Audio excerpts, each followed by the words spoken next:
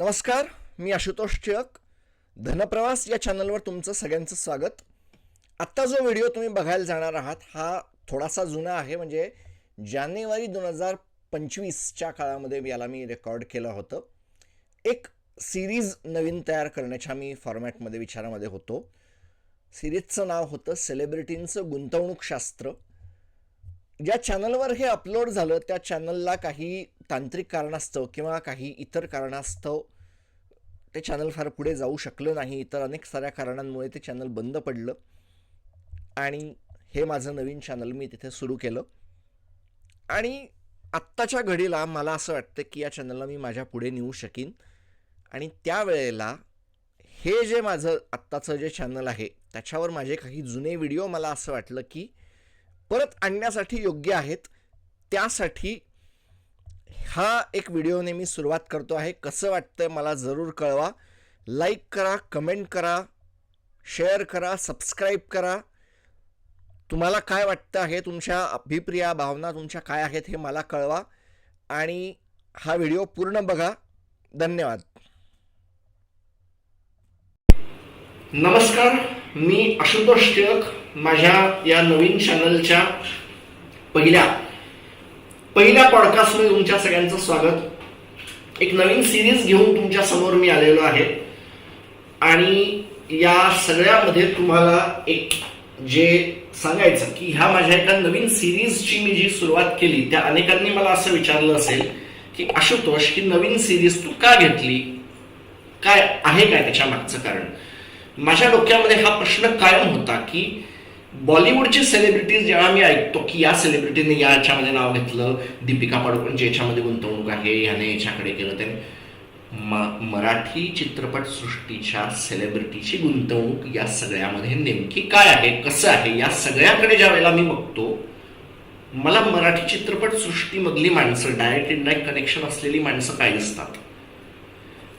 मराठी माणसं ही या बाबतीमध्ये थोडीफार घाबरत गुंतवणूक करतात. पण मग ज्या वेळेला मी महाराष्ट्रात राहणारी माणसं, मुंबईमध्ये राहणारी माणसं बघतो, त्यांच्या नजरेने शेअर बाजार कसा दिसतो, ते एफडी कडे जातात का, इन्शुरन्स विषयी त्यांचं मत काय, या सगळ्याविषयी बोलायला आज माझ्या पहिल्या पॉडकास्टमध्ये माझे फार जुने मित्र आणि आमचे सिनियर सौमित्र गपचूक सर आहेत. सर, तुमची ओळख करून द्या अगदी बारकाईने.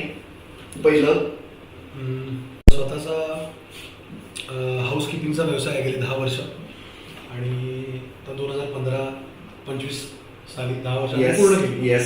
पुण्यामध्ये सिटी प्राईड मल्टिप्लेक्स चेन जी आहे तिथं आम्ही हाऊसकीपिंग एजन्सी म्हणून काम करतो गेली 10 वर्ष. 125 लोक तिकडंच माझी काम करतात आणि ह्याच्या व्यतिरिक्त अजून 4-5 साईट्स आहेत चांगल्या जिथं 50-60-70 असं एक 250 लोकांचा आमचा स्टाफ आहे. फुल्ली गव्हर्नमेंट कंप्लायंट आमची एजन्सी आहे. आणि याच व्यतिरिक्त माझं स्वतःचं एक आउटडोर केटरिंगचं पण एक छोटंसं युनिट आहे. सो हे बिझनेस वाईज या 2 सेक्टरमध्ये मी काम करत असतो. आणि मी सरांना सेलिब्रिटी म्हणलं त्याचं कारण असं की सर एका मराठी चित्रपटाचे निर्माते होते.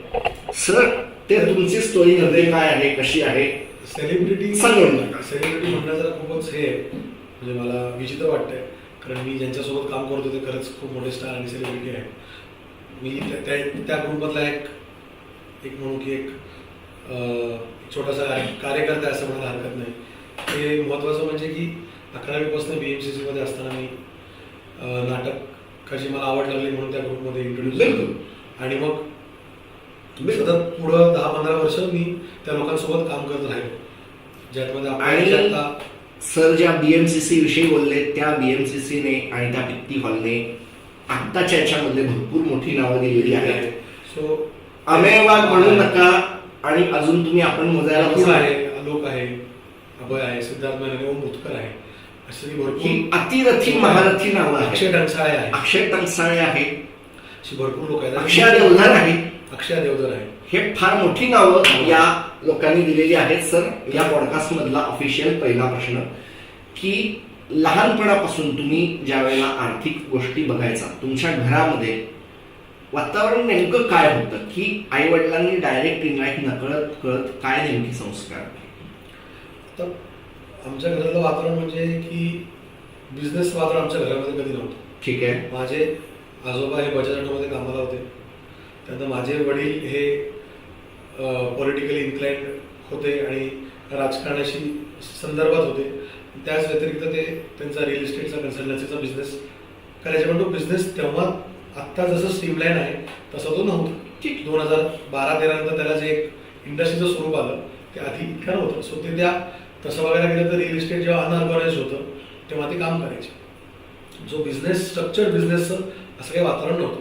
सो जर सांगायला झालं तर माझ्या वडिलांपेक्षा नक्कीच आजोबा इन्व्हेस्टमेंट वाईज भरपूर सतर्क होते. म्हणजे सेव्हिंग्स करणे असतील किंवा विविध पॉलिसी करणे असेल किंवा वेगवेगळे धंदे काढण्याचा प्रयत्न करणे, हे माझे आजोबा तसे बरेच एंटरप्राइझिंग होते.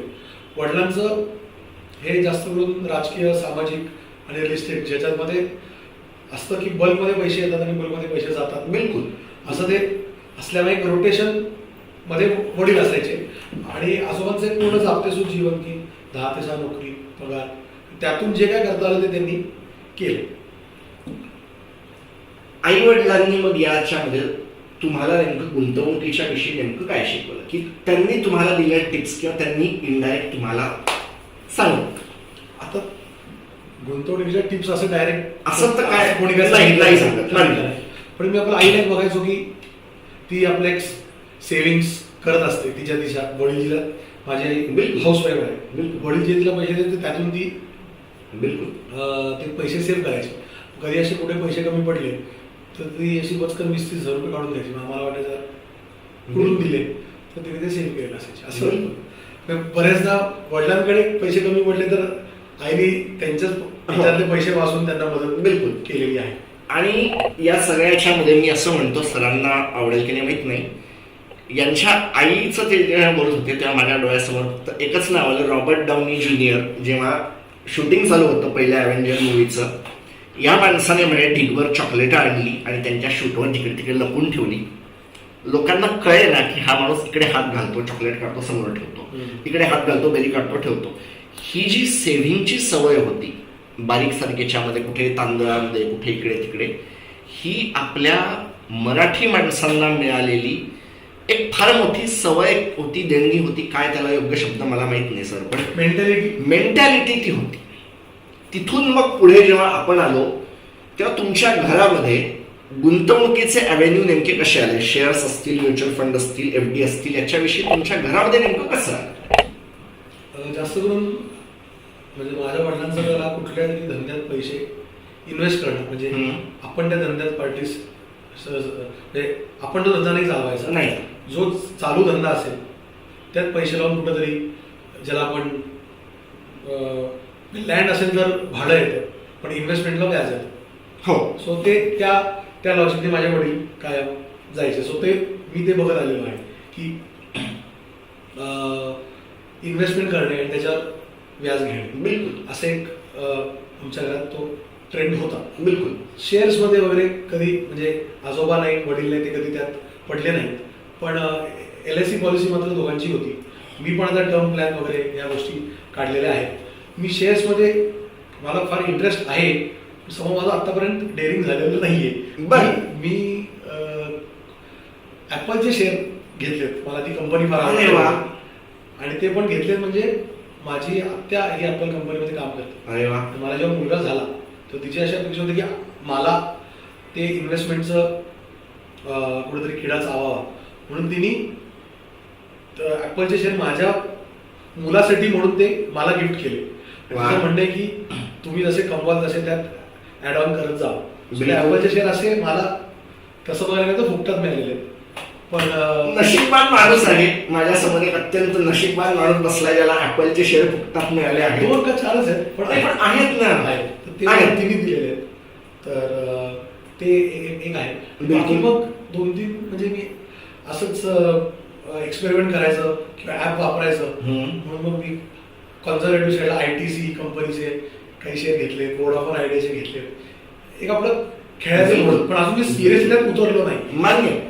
मग आता या सगळ्यामध्ये ॲपलच्या त्याच्याकडे तुम्ही आलात, थोडंसं मध्य साईडला किंवा शेवटाकडे मी येतो की या सगळ्यामध्ये तुमचं फायनान्शियल प्लॅनिंगचा विषयीचा तुमचा दृष्टिकोन काय आहे? की हे करायचं ते करायचं, तुमचं कोणी फायनान्शियल ॲडवायझर आहे का, आणि तुमचा हा व्यवसाय ज्याच्यामध्ये आता आपण बसलोय ऑफिसमध्ये तो मॅनेज करत असताना कोणी तुम्हाला ॲडवाईज करतं का, किंवा त्याचे काय कधी कधी म्हणतात की एक करंट अकाउंट येत असतं आणि त्याच्यामध्ये आलेल्या गोष्टी मॅनेज करायला कधी कधी काही माणसं असतात की ते तो मॅनेज करतात लागलेलं, ह्याच्याविषयी बँकर्सनी कधी केलंय का? कारण अनेकांचं म्हणणं की आमचे बँकर अनेक वेळा आमच्या गळ्यात पडतात की हे करा ते करा.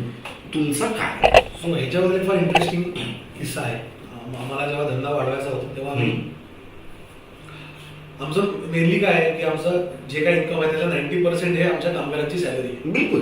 आणि चेक याला कधी पुढं मागं होतो, 1 महिन्याचा टाइम स्टॉप गॅप भरून सगळे आम्हाला फंड्स लागतात. अगदी तर आम्ही सगळं मस्त पॉवर पॉईंट प्रेझेंटेशन वगैरे तयार करून म्हटलं तर मार्केटमध्ये जाऊन इन्व्हेस्टर शोध वगैरे सगळं झालं.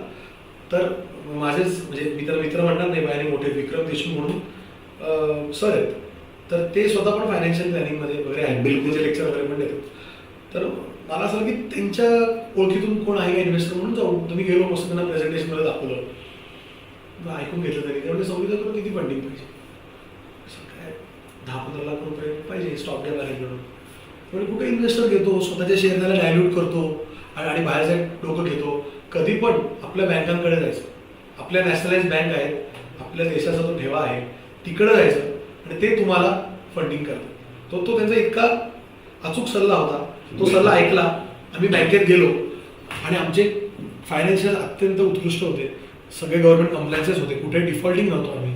लिटरली आम्हाला 72 तासामध्ये आम्हाला मुद्रा म्हणून अप्रूव्ह झालं आणि आज 2021 आज 5 वर्ष आम्ही ते फॅसिलिटी वापरतोय आणि बँकेने आमचं लिमिट वाढवलंच आहे काय आमचा परफॉर्मन्स बघून.